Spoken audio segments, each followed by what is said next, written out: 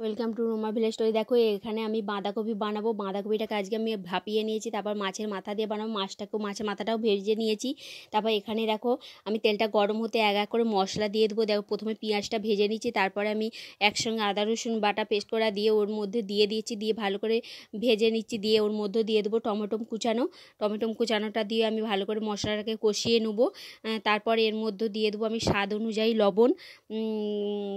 লবণটা দিয়ে আমি কষিয়ে নেবো। তারপর মশলা দিয়ে দিচ্ছি, ধনে গুঁড়ো, জিরে গুঁড়ো, লঙ্কা গুঁড়ো, হলুদ গুঁড়ো সব দিয়ে আমি তারপর এবার মাছের মাথাটা দিয়ে আমি ভাপিয়ে রাখা বাঁধাকপিটা দিয়ে ভালো করে কষিয়ে নিচ্ছি। দেখো আমার বাঁধাকপিটা হয়ে গেছে। কেমন লেগেছে বন্ধুরা দেখো। তারপর আমি এপাশে বানাবো দেখো টক।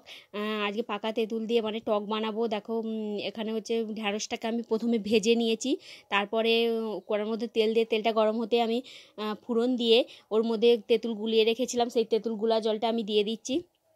দিয়ে স্বাদ অনুযায়ী লবণ দিয়ে দিচ্ছি। দিয়ে আমার একটু ফুটে উঠেছে। ফুটে ওঠার পর আমি ঢ্যাঁড়সটা ভেজে রাখা ঢ্যাঁড়সটা ওর মধ্যে দিয়ে দিচ্ছি।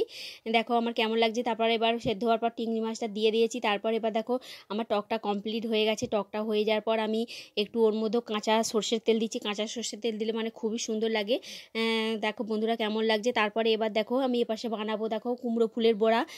বাগান থেকে যে কুমড়ো ফুল তুলে এনেছিলাম, তারপর এর বড়া বানিয়েছি। কেমন লাগছে, কত সুন্দর মানে ডিজাইন হয়েছে, ভালোই লাগছে। বেসন দিয়ে বানিয়েছি। তারপর দেখো এবার আমি এপাশে রাতে বানাবো দেখো রুটি বানিয়েছি। আর এখানে দেখো মানে ডিম ভাজা করছি। ডিম আর রুটি ভাজা আজকে রাতের মেনু। এখানে দেখো ডিমটা আমি ভেজে নিচ্ছি, পেঁয়াজ কুচিয়ে লঙ্কা কুচিয়ে ডিমটা ভেজে নিচ্ছি। কেমন লাগছে। এবার এখানে দেখো আমি মানে এবার খেতে বসে গেছি রাতের ডিম ভাজা রুটি আর সঙ্গে একটা মিষ্টি নিয়ে নিয়েছি।